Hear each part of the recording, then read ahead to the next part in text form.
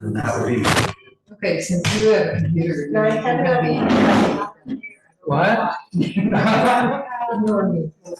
that TV set up with? Sarah. I'm looking for source. And I'm looking for source. Over here. Oh, that was too easy. Yeah. So what do we want to see? I was a PC, maybe PC or remote access. I know, Susan was showing me that. Sorry. Is it on YouTube? No. Do you have, is it a hard connection or is it like a Wi-Fi? Remote PC? Outdoor, which you may want to hear too. So I think this is all wrong.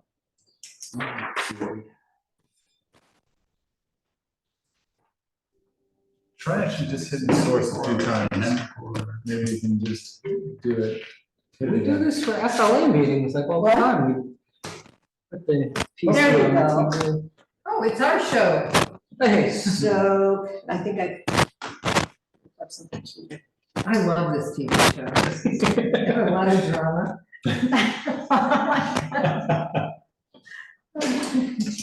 Sometimes it does go on long though.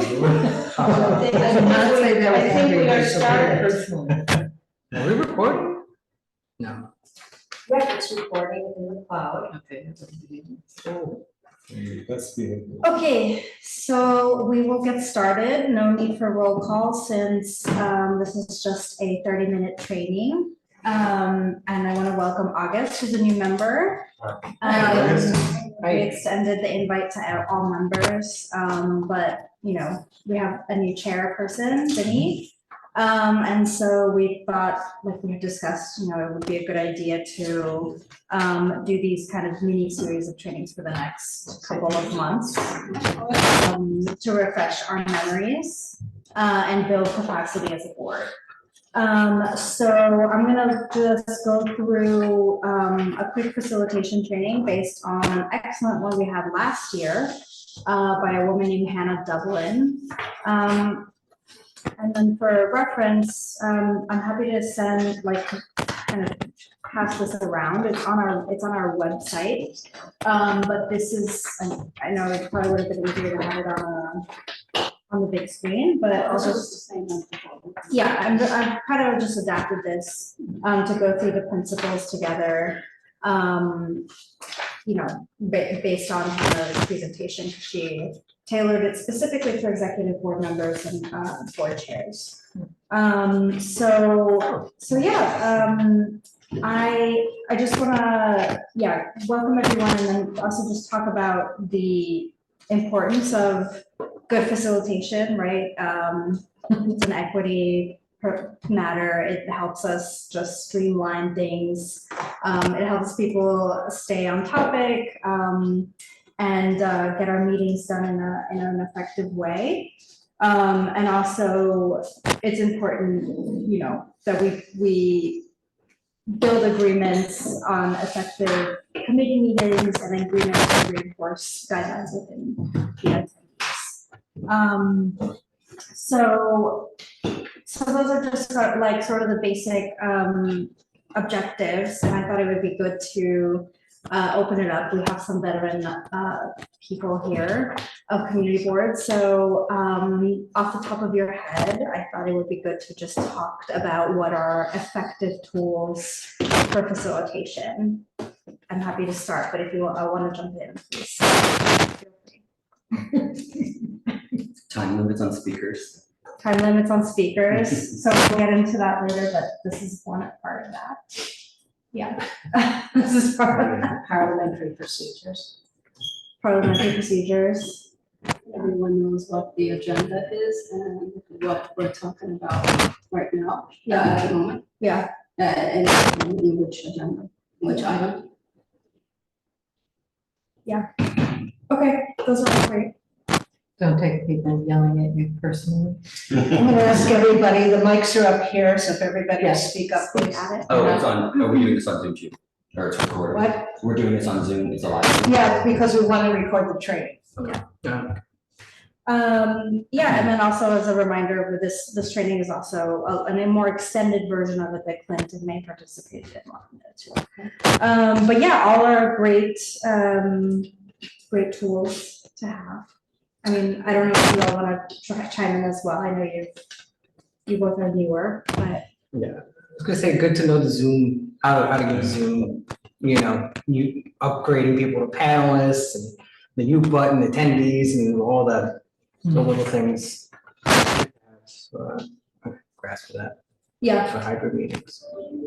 I've been facilitated like what, I think 2 meetings by at this point. But like one thing has been trying to figure out, like, do you like repeat stuff? Like how often should you repeat like what's happening for each agenda item? I just feel like sometimes like the public gets annoyed because they don't understand when everyone's just talking at the table and they're just sitting there waiting. And I'm just wondering, like, even during those discussions, feel like, should you pause? Like if it's going along that the board is talking a lot, or the committee, I should say, is talking a lot, like, should you pause and just like remind everyone, like, hey, we're just having a discussion, you're all gonna be able to talk again.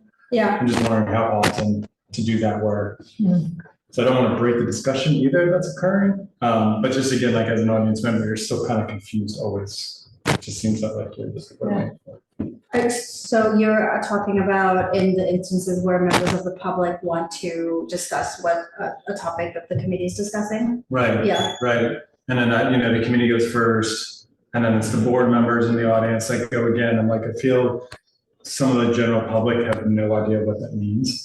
Yeah, Like, what is a committee? What's a board? Like, you're just here because you want to rant or agree with something that's happening, right. And I feel like I've been trying to think of like different ways to like explain it without being like, I'm like either taking too much time. Yeah, I find I mostly repeat it with almost every item we go through because oftentimes, at least in our committee, people are listening to the item that they're there for. And if it's not their item, they're probably not paying attention to what's being said and how the flow of things. So I generally, I don't necessarily start with it, but then as I go through, I'll say, okay, the applicant's had their time to talk, we're gonna hear from the public now. And then after that, I say, we're gonna have responses from the applicant, now we're gonna move to committee discussion. I repeat that with each item. Yeah. Just because I do find that people pay attention to their item, so it's helpful to repeat it. And I don't think people feel that that's monotonous. I don't seem to get the impression that that's an issue. And sometimes people walk in at different times, not everyone came in the beginning of the meeting, so they may have missed the announcement. And so that's another reason to do it. So you have to find the opportune time. Right. It's also a way too, I will use it as a way to move the discussion on or move on from, if, the applicant speaking for everybody, I would say, okay, we have to move on now to committee discussion. So it's a way to move items on as well, move the discussion forward. Mm-hmm. this is a great example for some of the skills. We'll go through 8 of them in somewhat rapid succession and discuss each of them a little bit more. But one of like the first tool is setting the table, right? So explaining what the meeting is and what it isn't. A lot of times explaining what it is, and I feel is very helpful because a lot of folks, members of the public, like to come with many different, ideas, grievances, topics they want to discuss, but there's a process to setting the table, right? Or setting an agenda item, which we spend a lot of time preparing for, right? So sometimes explaining that is helpful. I'll pass these around a little bit. These are tools that a previous vice chair made. This is, I think, a good way of like creating the welcoming environment or setting the table with guidelines. What's that? You have I this? still have a staff at home. Yeah. So yeah, they're just guidelines about the role of the committee and the board chair, and then how CP3, how to participate in meetings. And so a lot of you are probably familiar with this, right? If you're a member of the public, for board meetings, using the sign-in sheet with a speaker request form. You have 2 minutes to speak about the general public, right? And so there's a lot of good guidelines here about how to keep a meeting moving, right? So try not to make noise, no cell phones, no talking in the room, there's a lot of echo, no applause or booing, that happens a lot. So encouraging folks, especially if you have like a contentious or exciting agenda, encouraging that, right? And then back to the role of the committee chair.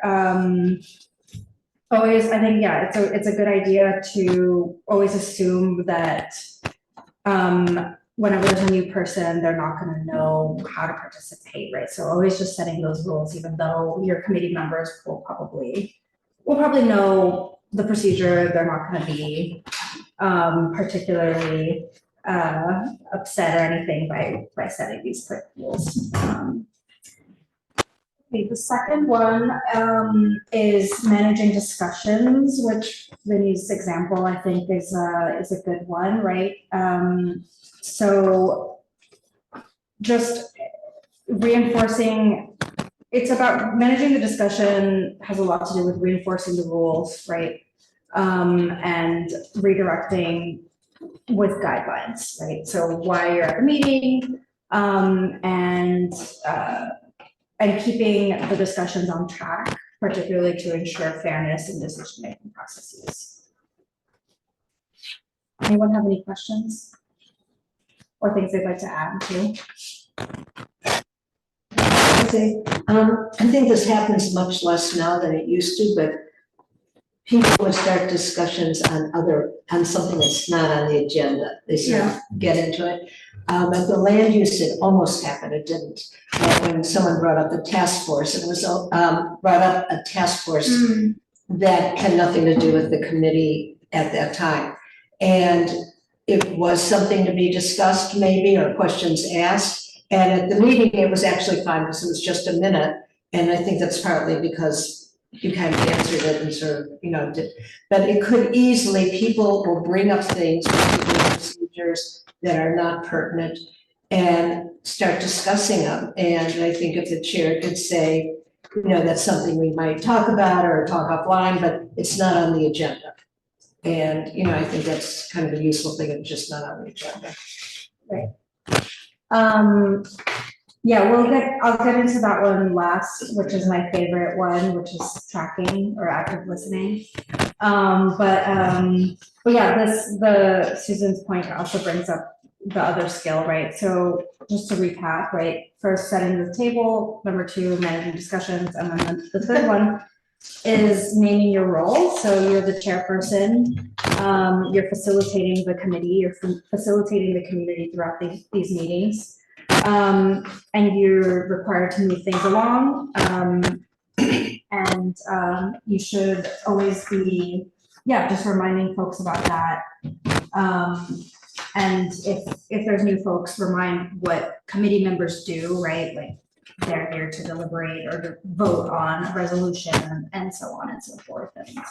And they are given deference and discussion, and then later the members of the public can talk. Number 4 is also a part of addressing issues in a discussion, right? Naming them, acknowledging them. Hannah used the phrase "name it so you can tame it." So like just state the elephant in the room, right? Whether that be somebody is off topic or off track. Hi, Damaris, how are you? Welcome. No, it's on. I'm here. We're in the We're middle. still training. We're in the middle of our facilitation training. This is an excellent group because we are a mix of veteran and new chairpersons, and August is joining us for the first time, remember? Hi. And Damaris, I consider a veteran facilitator, so you'll definitely be, I'm sure you'll have a lot of things to chime in, but we were discussing the 4th skill in facilitation. Hi, welcome. And it's addressing issues. And so that's addressing issues. So yeah, sometimes saying the thing that's one of the, sometimes saying the thing that the, sorry, this sentence doesn't make sense. Hold up a mirror to show what's going on. Once you name it, you can kind of make a plan to claim it and adjust it. Any questions or extra like comments? Okay. So let's see. Oh, promoting inclusivity, right? So redistributing power. I kind of brought that up a little bit in some of the previous skills, but kind of discuss ways to promote inclusivity, to empower underrepresented voices and create an inclusive meeting environment, right? So, whether that means just encourage folks to step up and step back that are speaking a lot, those can be impactful. And then I think a similar kind of example of this is sort of when folks are angry at a meeting, holding space for people to feel a certain way, particularly if it's an issue that impacts an underrepresented group, right? But this can be difficult to manage, right? So I think as a chairperson, you need to take sort of responsibility about where you can offer power back to folks who might need it. And where you can offer a choice where there isn't one. Okay, I'll go do one more and then pause for questions. Number 6 is effective planning. I think some of you all brought that up as well.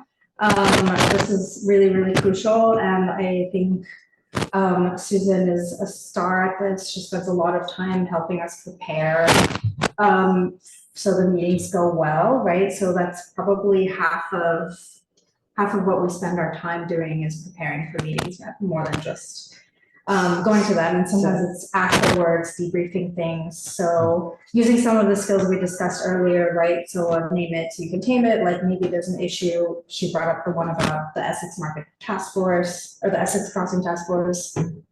Great issue. We can discuss it another time, kind of thing, right? Yeah, go ahead. Pardon, time out. Is this supposed to be broadcast online? Yeah, John just emailed me, so Susan screws up something.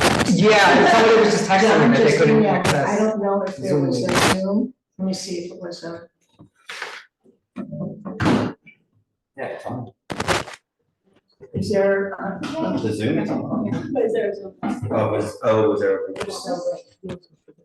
Yeah. Okay, thank you. So I know this kind of goes back a little bit more There it is. There's a link. They should have been able to join that one. they should be able to. Are there people in the waiting room now? What? Apparently, it's not the right link. Oh, it's that, the wrong link Yeah. is there. Mm-hmm. Well, is it being taped so people can? Yes, it is. I'm getting another message too, that there's some other members trying to jump in. Yeah, that's unfortunate. It says link is supposed to, one of the procedures we're supposed to do is check the links in the office. Yeah. It's a separate, it says we're in another meeting. So it's not, we're in another link, not this one.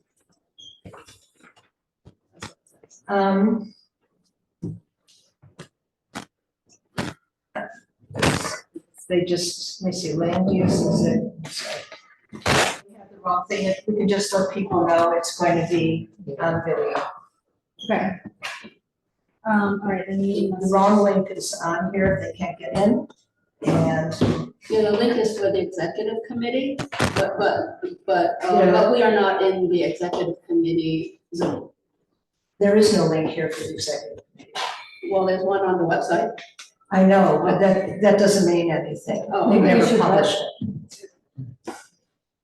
It should be for training, not for executive. It's okay, it's fair timeout, because there might be some people. But I sent a message to the folks that were in the waiting room. All right, should I just keep going? Yeah. Okay, so we were discussing redistributing power and moving on to planning time, right? So the importance of planning for successful meetings, having good decision-making processes in place for that, right? You all will encounter this also as you go, right? Things will come up before the meeting and you kind of have to negotiate timing, Damaris and I have been tag teaming some of that with very complicated land use issues. But you can also always think about bringing tools to your meetings as well, right? Flip charts, Sharpies, bells, timers, these laminated cards that are available in the office if you need them. All right, we only have 2 more, which is perfect as well. Through. Any questions or comments to add? Okay.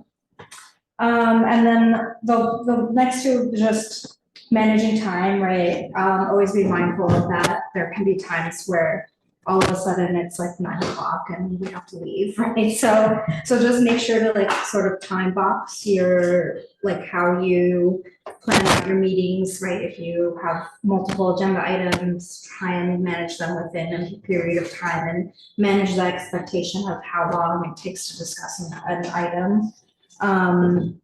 And use some of your other skills, to distribute out your agenda items if you feel like it'll take too much time.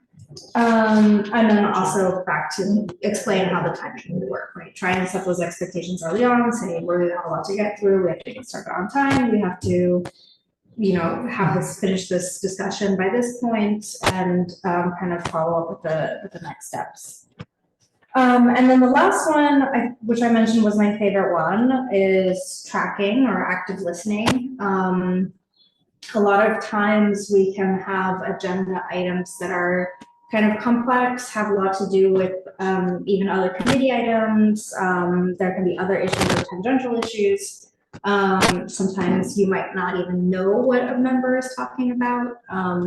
When that happens, I find it really useful to be didactic and be like, I'm not tracking what you're saying, try and paraphrase what they're saying and say it back to them. And if it's off topic, obviously, right, try and steer the conversation back to the topic. So use that use your like active listening skills as a way to track or organize and create order if there is any order. Does anyone have any questions about those? Great. Or anything else they'd like to add?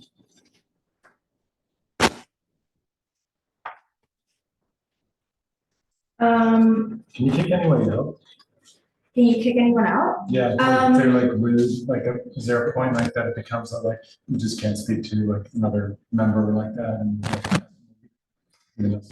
I think that is probably within discretion. I mean, in Zoom times, there was times we have got to a point where we would have to mute folks for sure. I think it's been announced and you have. Yeah, that's actually in the open meeting law. And it has come up at CB3. And so the open meeting law says if someone is actually, kind of disturbing the meeting so the meeting can go on, you can do that.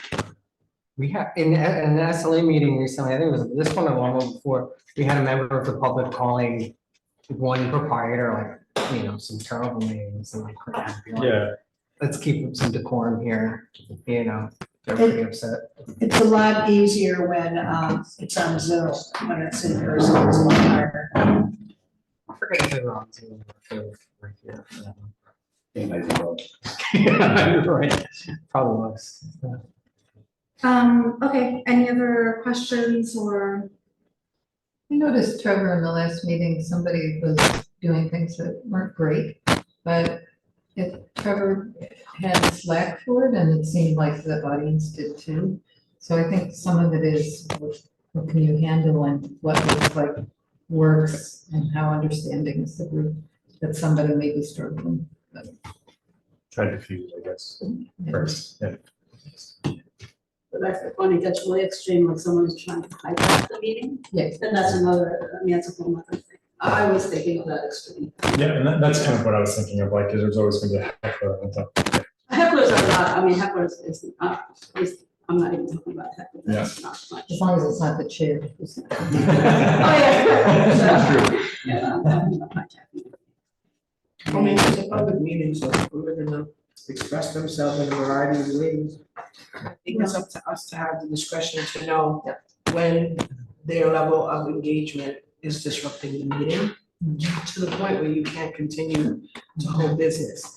You're gonna get some interruptions, that's expected, but if it stops you from continuing to move on, I think you have to ask that person to leave. Or you give them a warning that if they don't settle down, then you have to ask. That's me, that's what I think. And then have May kick them out. What did you say? I'm the one who escorts them out, she said. Oh, really? That's what she said, not she. I'm just trying to nominate someone. Okay, so those are the main like sort of skills, and you know, what this is, you'll be able to review the main things we discussed, the kind of facilitation skills. But, the slides are also very helpful, on the member resource, tab of our website. Susan, I think you had a few other. Yeah, I just wanted to Wrap up. talk very briefly about the very sexy topic of minutes. Oh, yeah. And it's very simple stuff, but, just everyone following the same procedure makes everything go much easier. So first of all, each committee has different internal procedures. Some committees, the secretary takes the minutes and then gives them to the chair, and the chair edits them, and other committees, the secretary takes the minutes and just completes them and distributes them. So whatever you decide to do is fine for your committee, but they should only come to the office once. I'm not involved in the minutes procedure, so if somebody sends me minutes, I think, oh, you know, this is it, and I forward it to Ed to archive, and then I get another set. So only send one set to the office. What we use the minutes to make the vote sheet, and the yellow sheet there is the vote sheet. All the resolutions are taken from your minutes, put on the vote sheet. They're archived on our public drive. The attendance is taken from there. And we ask you, if you're in the beginning of the month, please try and get them in the month. What happens is we have a lot of committees right before the exec, and Ed can't do everything at once. He does all that. We can't do it all at once, so please try and do it on a rolling basis. So the minutes should go to Ed, copy me, and then committee members of BCC. The reason we do that, again, it's open meeting law. If you have all the committee members showing, they tend to start having conversations, that becomes a private meeting. Please don't change the numbering or the agendas or something, you know, numbers or agenda items. If something is withdrawn, you can just write withdrawn, but the minutes should stay the same way they're on the agenda. And just about what the minutes, the executive committee years ago voted on taking corporate style minutes, which means mention what was said, what was talked about, not what was said. Basically, the discussions result in the resolution, so whatever you have in the resolution is what you decided on. Also, any to-dos or any decisions that are made, like we decide next month we're gonna have such and such on the agenda, that's a decision that should be captured. And please, if there's no vote, there's a place, no vote necessary, please put that, just mark that, and that's about it. Thank you. One question. Sure. So, when we're doing the minutes, you want us to capture first on them the agenda, the way it originally is on the calendar, and then if on the agenda, the original, it crosses out, like something is withdrawn, it should show that in the minutes. So that will be sent to you. Okay. That's already sent to you. We send you 1 week before each meeting. But I'm saying for the purposes of these minutes. If it's crossed out on the agenda, we'll send it to you probably crossed out. Oh, okay. However, this is, so this one, this is your committee. Right, This came to your committee with this already crossed out, okay, because it was crossed out before the meeting. okay. So then we're gonna get updated copies of the minutes every It's month? not updated. No, with the agendas in them, or that's for us to do that? No, every month you get it. Okay, because you guys gave me blank templates before, that's why. What we give you is, I know, but I have the blank ones at home, they don't have the actual items that were in the Okay, agenda. I so, don't know that. I'm sorry that was sent to you, and what it is basically somebody Okay, else said. Okay, So you will get 1 week, but thank you for bringing that up, because I didn't think to start that far, start here. So 1 week before the meeting, the chair and the secretary should get your template for that month. And if there's something withdrawn at that time, it should show withdrawn. It's possible something will be withdrawn after it's sent to you, and then you would mark it withdrawn. got it. I'm sorry, I No, didn't no, I that's didn't okay. realize what you were talking about, but you're absolutely right. Thank you. And I'm gonna say what happened with the training with the Zoom. And I'm gonna say my biggest anxieties on my job these days are all about tech. So we had a Zoom, we had this on Zoom, and I forgot that there was already a Zoom meeting scheduled, and I made another Zoom meeting to record the meeting. Okay, So when people went on the agenda, they were using a link that was not the one we're using. oh, okay, got it. Okay, no big deal. I think it's fine. Can you do it again next month? Like, take Do a few another minutes, thing? yeah. Well, it's recorded, I Oh, mean, well, this then one is you can watch it. recorded. Yeah, There you go. yeah. So are we done? Should I turn off the recording? Yes, it's 6:30 now. We'll start moving on to our executive committee. It's not here. So I trust